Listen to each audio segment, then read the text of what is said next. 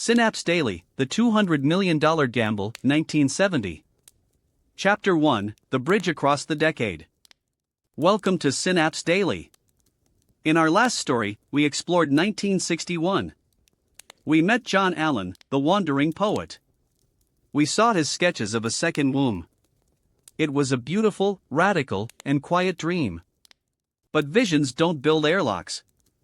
Poetry doesn't pay for 500 tons of steel. To move from a notebook to the desert, Allen needed a miracle. He needed the year 1970. The world in 1970 was a different beast. The idealism of the 60s was bruising. The Vietnam War was a dark shadow. But the space race had left a residue. It left a belief that technology could solve everything. People weren't just looking at the moon anymore. They were looking at the survival of the species. This is the bridge. 1970 is the year the Plan B became a business. It was the moment the Synergists stopped being a troupe of dreamers and started being a board of directors. If 1961 was the soul, 1970 was the cold, hard cash. This year represents the largest private investment in ecological history. We are talking about money that could move mountains. And that is exactly what they plan to do. Chapter 2, The Pitch, When Oil Met Soil, expanded. How do you sell a fake planet to a man who already owns the world? This wasn't just a meeting. It was a heist of the imagination. In late 1970, John Allen walked into a room with a burden. He had the maps of a new world, but his pockets were empty. On the other side of the mahogany table sat Ed Bass. He was the crown prince of a Texas oil dynasty. He had billions in the bank but a void in his soul. The air in the room was thick. You could smell the expensive tobacco and the scent of old money. Allen didn't start with spreadsheets. He didn't talk about profit margins. He leaned in and whispered about the end of the world. He told Bass that the Earth was a fading star. He called our planet Biosphere 1 a bank account being drained by a greedy civilization. What if, Allen asked, you could own the prototype for the future? He used his Harvard MBA precision to slice through Bass's boredom. He spoke of ecological capital. He described a cathedral of glass in the desert where life would be eternal. Bass was captivated. He wasn't just looking at an investment, he was looking at a survival pod for the elite. This was the ultimate psychological gamble. Allen was a poet playing a businessman. Bass was a billionaire playing a god. When the pen hit the paper in 1970, the world shifted. It wasn't just a check for millions. It was a contract between the old energy of the earth oil and the new dream of life soil. The Plan B now had a bankroll that could rival small nations. This was the moment the dream got teeth. This was the birth of a partnership that would either save humanity or burn $200 million in the Arizona sun. Chapter 3, Space Biospheres Ventures, The Secret Engine. With the money secured in 1970, the project needed a name. They didn't call it a commune. They didn't call it a garden. They called it Space Biospheres Ventures, SBV. This was a calculated move. The 1970s were the dawn of the venture capital era. By framing the project as a venture, Allen and Bass bypassed government red tape. They didn't want NASA's slow bureaucracy. They didn't want university ethics committees. They wanted speed. They wanted total control. SBV operated like a modern tech startup. They bought land. They hired engineers. They began to patent their designs. In 1970, they realized that life support was a commodity. If you could build a system that recycled water and air, you owned the most valuable patent in the universe. This chapter of the story is about the corporate architecture. It's about the lawyers, the NDAs, and the high-walled secrecy that started long before the glass was ever poured. They weren't just scientists, they were ecological tycoons. Chapter 4, Choosing the Wasteland, The Oracle Decision. Money was in the bank. The company was formed. Now, they needed a site. It couldn't just be anywhere. It needed to be a place with intense, consistent sunlight. It needed to be a place isolated from the noise of the world. In late 1970, the search led them to Oracle, Arizona. Located at the base of the Santa Catalina Mountains, it was perfect. The air was clear. The elevation was right. But more importantly, it was a blank canvas. The logistics of 1970 were the real challenge. How do you transport millions of gallons of salt water to the middle of a desert? How do you bring tropical trees through mountain passes? The 1970 funding wasn't just for the building. It was for the infrastructure. They had to build roads where there were none. They had to negotiate water rights in a state where water is gold. This was the groundbreaking phase. They were looking at a patch of dirt and seeing a rainforest. They were looking at a desert and seeing an ocean. The local ranchers thought they were crazy. The world didn't yet know their names. But in Oracle, the first surveyors were already marking the lines. The dream of 1961 was finally hitting the Arizona soil. Chapter 5: The Biological Audit, Sourcing a Planet. With the millions of EdBase now sitting in the bank, the shopping list began. But you can't just go to a store and buy an ecosystem. In 1970, the team started what they called the Biological Audit. This was a massive undertaking. They needed thousands of species. They needed insects that wouldn't eat the glass seals. They needed plants that would cooperate. They sent teams to the furthest corners of the globe. From the deep Amazon to the marshes of Florida. Every single creature had to be vetted. This was a logistical nightmare. Imagine 1970s paperwork for importing rare soil microbes. They had to ensure that no pests entered. If one wrong species got in, the whole system would fail. The funding allowed for private expeditions. They were like Victorian explorers with modern bank accounts. They weren't just collecting plants, they were collecting the operating system of Earth.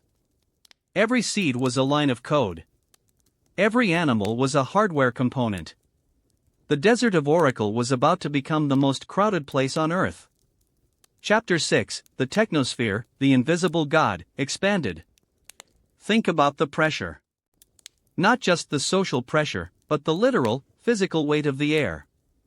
Below the lush ferns and the simulated ocean of Biosphere 2 lay a terrifying secret, the Technosphere. This was a 500-ton stainless steel monster. It was a massive, seamless pan designed to separate the fake world from the real one. The 1970 funding was poured into this steel belly. Why? Because nature is leaky. The Arizona soil is breathing. It has its own gases, its own moisture, its own rules. To prove the experiment worked, Alan needed total control. Every square inch of that steel was welded by hand. Thousands of miles of seams. One tiny crack, one microscopic hole, and the data was ruined. The dream would bleed into the desert. But the real horror was the heat. Imagine the Arizona sun beating down on 3 acres of glass. Inside, the air expands. It pushes against the walls with the force of 1,000 hammers. Without a release, the entire glass cathedral would explode into 1,000,000 shards.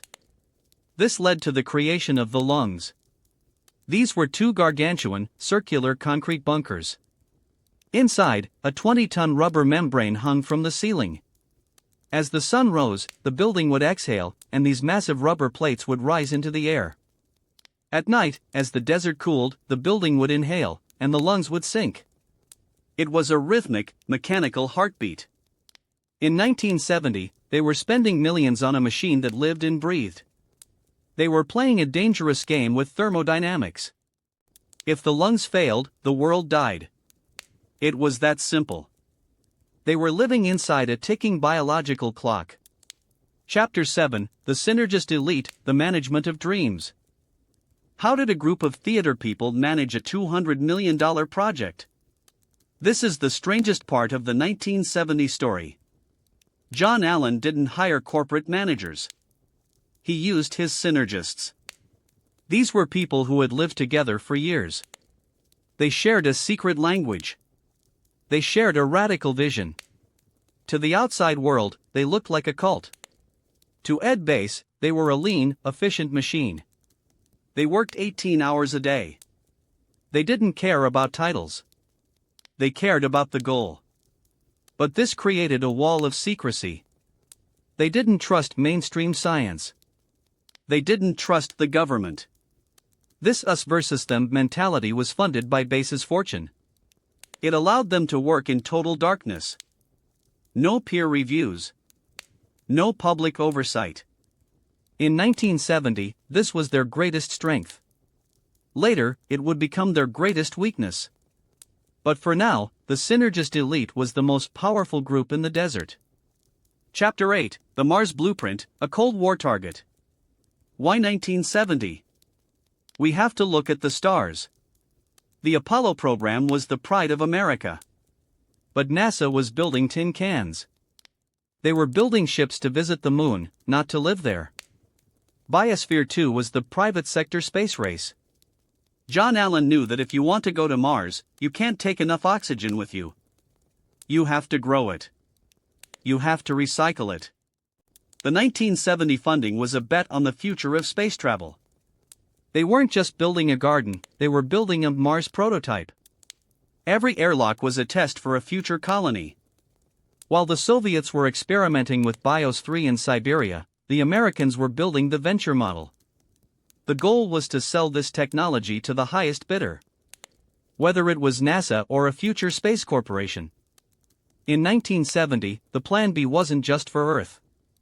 It was for the entire solar system. They were the first to treat space survival as a business. Chapter 9: The Wall of Skepticism, Academic War, expanded. As the steel skeletons rose from the oracle dust, a different kind of storm was brewing. It wasn't made of sand, but of pure, intellectual hatred. The 1970 funding had allowed the synergists to bypass the gatekeepers of science. And the gatekeepers were furious. In the ivory towers of Harvard and Yale, professors looked at the news reports and felt a cold rage. To them, John Allen wasn't a scientist. He was a New Age prophet. They called Biosphere 2 a scientific circus. They whispered words like cult and pseudoscience in the halls of power. The war was about philosophy. The establishment believed in reductionism, the idea that you study one leaf, one bug, or one chemical at a time. But Allen and his team were holists. They believed you couldn't understand the leaf without the soil, the wind, and the human standing next to it. You can't do science with $200 million of private oil money, the critics screamed. The media began to hunt for blood. They looked for cracks in the glass and cracks in the team's sanity. But the 1970 investment gave the synergists a shield of gold. They didn't need the scientists' approval. They didn't need government grants. This created a dangerous us versus them mentality. The team in the desert retreated further into their glass world. They became more secretive, more defensive. Every criticism from the outside was seen as an attack on the future of humanity. The 1970 funding hadn't just built a laboratory, it had built a fortress. An island of theatrical science surrounded by an ocean of academic hostility. The tension was no longer just about the oxygen inside. It was about who had the right to define reality itself. The battle lines were drawn in the sand, and neither side was willing to blink. Chapter 10: The Economic Weight, a $200 million gamble. Let's talk about the number. $200 million. In 1970, that wasn't just money. It was a statement. To put it in perspective, NASA's entire budget was being slashed. The Vietnam War was draining the treasury. Yet, in the middle of a desert, a private individual was building a world. This investment changed the town of Oracle forever. It brought in engineers from all over the globe. It created a local economy based on the impossible. But it also created a heavy burden. When you spend that much money, you cannot afford to fail. The pressure from Ed Base was silent but immense. Every dollar had to be accounted for in the biological audit. This led to a culture of perfectionism. They weren't just building a lab. They were building an asset. In 1970, Ecology became big business. This was the first time nature was given a price tag on such a massive scale. They were buying air. They were buying water. They were buying the future. Chapter 11: The Culture of the Glass, a Secret Society. With the 1970 funding came a wall of silence. Because it was private money, there was no Freedom of Information Act. The synergists lived by their own rules. They created a culture that was part monastery, part startup. This chapter of the story is about the inner circle. John Allen managed the vision. Ed Bass managed the gold. Together, they created a world that didn't need the outside. This isolation started long before the airlock hissed shut in 1991. In 1970, they began to filter who could join the mission. You didn't just need a PhD. You needed the spirit. You had to believe in the Plan B with every fiber of your being. This led to accusations of being a cult. But to them, it was just synergy. They were the only ones who truly understood the fragility of Biosphere 1. The money gave them the luxury of ignoring the critics. It gave them the power to create their own reality. Chapter 12: From Draft to Hardware, the 1970 Shift. This is the bridge to the future. If you look at the 1961 drafts, they were beautiful and flowing. They looked like art. But by the end of 1970, the drawings changed. They became blueprints. They became technical manuals. The funding allowed for the test module. Before they built the big dome, they built a smaller one. A proof of concept. This was where the real science happened. They learned how to seal a room perfectly. They learned how a single human could survive with just a few plants. The 1970 investment turned a poet's dream into hardware. They were ordering steel by the ton. They were shipping glass by the thousands. The desert was no longer silent. It was a construction site for a new civilization. This was the moment of no return. The money was spent. The ground was broken. The Plan B was no longer a theory, it was a physical structure rising against the Arizona sky. Chapter 13: The Finale, Why 1970 Still Matters. As we conclude this journey on Synapse Daily, we have to ask, was 1970 the year we almost saved the world? Or was it the year we realized we couldn't? The 1970 funding of Biosphere 2 is a mirror for our own time. Today, billionaires are looking at Mars. They are looking at bunkers. They are still trying to buy a Plan B. But the lesson of 1970 is profound. Even with $200 million, even with the smartest minds and the best steel, nature cannot be fully owned.